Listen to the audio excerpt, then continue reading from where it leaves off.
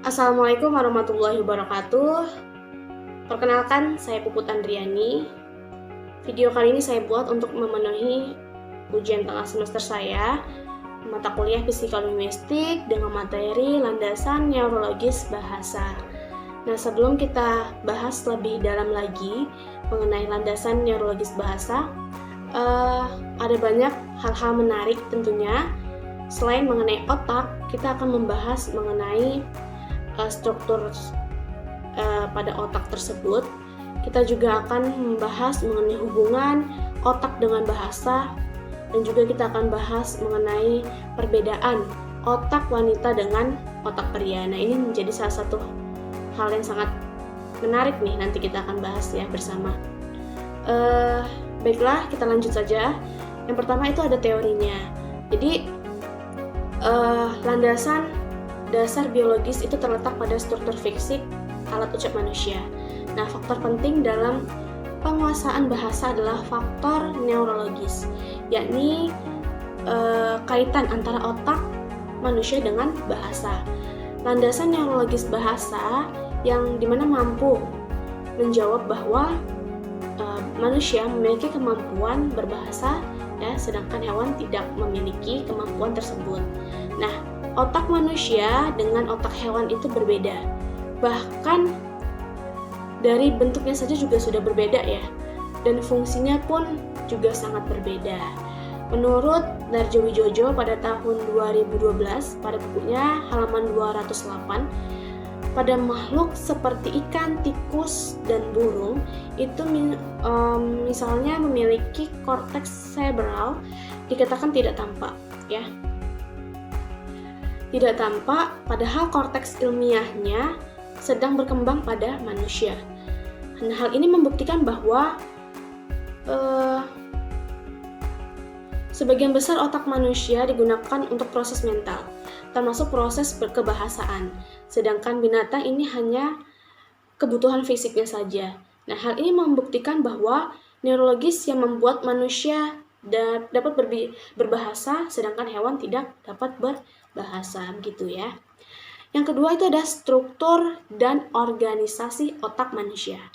Nah, jadi landasan neurologis yang paling penting itu adalah otak ya, yang dimana otak menjadi tempat penyimpanan pusat yang sangat penting. Nah, otak manusia memiliki ukuran 1 sampai 1,5 kg dengan rata-rata 1330 gram ya, dengan ukuran tersebut kurang lebih 2% saja dari seluruh tubuh ya, seluruh ukuran tubuh manusia, dan ukuran otak yang sebesar itu membutuhkan 15% dari seluruh peredaran darah, jantung, dan 20%-nya itu sumber dari metabolik manusia. Nah, berikut ada gambar struktur otak manusia. Jadi kita akan bahas ya. Adapun beberapa struktur-struktur otak manusia. Yang pertama ada cerebrum atau otak besar. Nah, jadi otak besar ini merupakan bagian yang paling penting ya, yang dimana membedakan manusia dengan hewan. Nah, jadi cerebrum ini membuat manusia memiliki kemampuan berpikir, beranalisis, logika, berbahasa, dan kemampuan visual, serta kecerdasan intelektual ataupun IQ. Nah, untuk otak besar dibagi menjadi dua bagian ya. Kedua bagian itu atau kedua belahan itu terhubung oleh sifat ataupun kabel-kabel ya, syaraf, di mana bagian di bawahnya. Nah, jadi otak sebelah kanan dan otak belahan kiri ya, belahan otak kanan dan belahan otak kiri. Jadi untuk belahan otak kanan ini adalah mengontrol sisi kiri tubuh, sedangkan belahan otak kiri itu mengontrol sisi sebelah kanan tubuh. Jadi kebalikannya ya. Nah, otak kanan dan otak kiri, di mana otak kanan itu terlibat dalam kreativitas dan artistik ya. Jadi untuk otak kiri itu ada logika dan berpikir rasional. Yang kedua itu ada cerebellum atau otak kecil. Jadi otak kecil itu terletak pada bagian belakang kepala dekat dengan leher ya, ujung leher bagian atas. Jadi cerebellum ini mengontrol banyak fungsi otomatis otak, di mana diantaranya mengatur sikap, posisi tubuh, mengontrol keseimbangan, dan juga gerakan tubuh kita, begitu. Nah, yang ketiga itu ada batang tubuh ya. Batang otak ataupun brainstem. Jadi batang otak ini berada di dalam tulang tengkorak dan rongga kepala bagian dasar sumsum tulang belakang, di mana berfungsi sebagai pengatur pernafasan, terus ada denyut jantung, ya, mengatur suhu tubuh dan mengatur proses pencernaan. Yang keempat itu ada limbic system atau sistem limbik. Jadi dia itu terletak di bagian tengah otak ya, membungkus bagian otak ibarat kerah baju. Jadi sistem limbik ini berfungsi menghasilkan perasaan, mengatur produksi hormon, rasa haus, rasa senang, metabolisme, dan juga memori jangka panjang. Begitu ya strukturnya. Struktur dari otak manusia. Dan selanjutnya kita akan bahas mengenai hubungan otak dengan bahasa. Jadi ternyata berbahasa ini ya memiliki hubungan yang sangat erat dengan otak kita. Nah, otak memiliki peranan yang sangat penting dalam berbahasa, ya. Jikalau kita, adapun salah satunya ya penyebab gangguan dalam berbicara itu, dimana jika kita berbicara ya terus tidak sinkron misalnya ataupun memiliki gangguan, berarti kita tidak memiliki hubungan dengan otak kita gitu ya.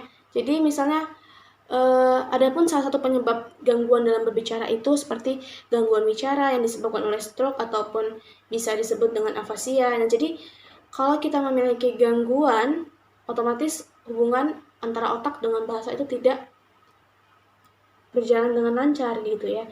Akibat lain dari stroke ya, dimana stroke akan mengganggu segala hal yang berkaitan dengan bahasa. Jadi kalau kita mempunyai stroke ya, itu memang sangat mengganggu sekali dan itu menjadi salah satu penyebab ya gangguan dalam berbahasa.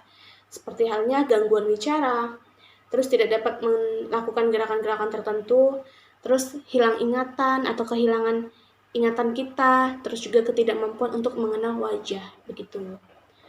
Yang keempat itu ada perkembangan bahasa pada anak. Jadi perkembangan bahasa pada anak ini juga menjadi salah satu pertumbuhan.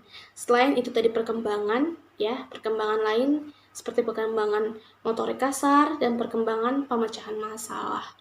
Nah, jadi perkembangan bahasa ini sering menjadi tolak ukur tingkat intelijensi anak. Jadi setiap anak yang normal, pertumbuhan pikirannya itu akan belajar bahasa ibu terlebih dahulu pada usia 5 tahun. Nah, sesudah itu memasuki masa pubertas sekitarnya 12-14 tahun hingga menginjak dewasa sekitar 18-20 tahun sampai 20 tahun. Nah, anak itu akan tetap belajar bahasa ibu. Penguasaan tata bahasa yang berlangsung, nah secara tidak disadari,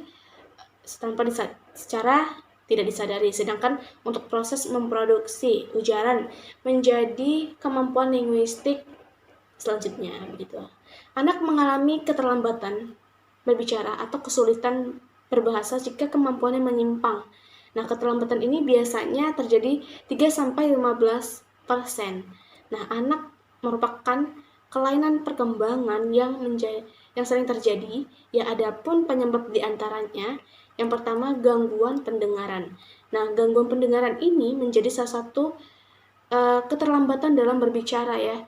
Sehingga jikalau anak memiliki gangguan pendengaran ini memiliki sebuah kesulitan yang akan memperhambat mereka untuk dapat berbicara gitu ya. Yang kedua ada kelainan organ bicara. Jadi ini juga menjadi salah satu kesulitan ataupun keterhambatan anak dalam berbicara. Jikalau salah satu organ dalam alat ucapnya memiliki sebuah kelainan gitu. Yang ketiga ada kekurangan gizi. Nah, kekurangan gizi ini juga menjadi faktor ya, walaupun menjadi salah satu faktor ya sedikit tidaknya dapat memiliki kesulitan juga, keterhambatan juga dalam berbicara. Nah, yang kelima ini ada autisme atau deviansi. Nah, ini juga menjadi salah satu sebuah kehambatan besar sekali. Autisme ini bisa kita katakan di mana ini yang sangat seorang anak ataupun orang yang pengidap autisme ini memang sangat sulit sekali untuk berbahasa ya ataupun berbicara karena ia memiliki sebuah penyebab yang dimana ini dapat menjadi sebuah kemampuan linguistiknya yang akan sangat sulit sekali dalam berbahasa gitu ya. Jadi itulah adapun penyebab-penyebab diantaranya keterhambatan berbicara ataupun kesulitan dalam berbahasa. Nah, yang terakhir ini yang menarik ya, ada perbedaan otak wanita dan pria. Sudah beberapa tadi saya baca artikel dan juga jurnal, ternyata yang lebih mendominasi itu adalah otak wanita. Nah, perbedaan antara otak pria dan otak wanita dalam hal bentuknya yaitu hemisfer kiri pada wanita itu lebih tebal ya daripada hemisfer sebelah kanan. Nah, hal ini menyebabkan kelas bahasa pada umumnya itu didominasi oleh wanita. Sehingga umumnya wanita itu pandai dalam berbahasa. Nah, menurut Khair pada bukunya dalam tahun 2009 halaman 221, letak keunggulan otak wanita itu terbagi menjadi 3. Ya, yang pertama, otak wanita lebih seimbang. Kenapa? Karena ukuran otak pria itu lebih besar ya. Mempunyai fungsi lebih baik, lebih cerdas dan memiliki kelebihannya. Dan penggunaan otak kiri dan otak kanan secara serentak membuat wanita dewasa itu lebih lincah dalam soal verbal dibandingkan pria begitu. Yang kedua, itu ada otak wanita lebih tajam. Nah, menurut Khair, di mana penglihatan wanita itu lebih tajam daripada pria.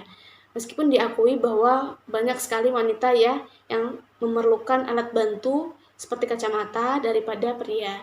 Nah, jadi daya ingat wanita juga lebih tajam ingatannya dibandingkan dengan pria gitu. Yang ketiga, lebih awet dan selektif.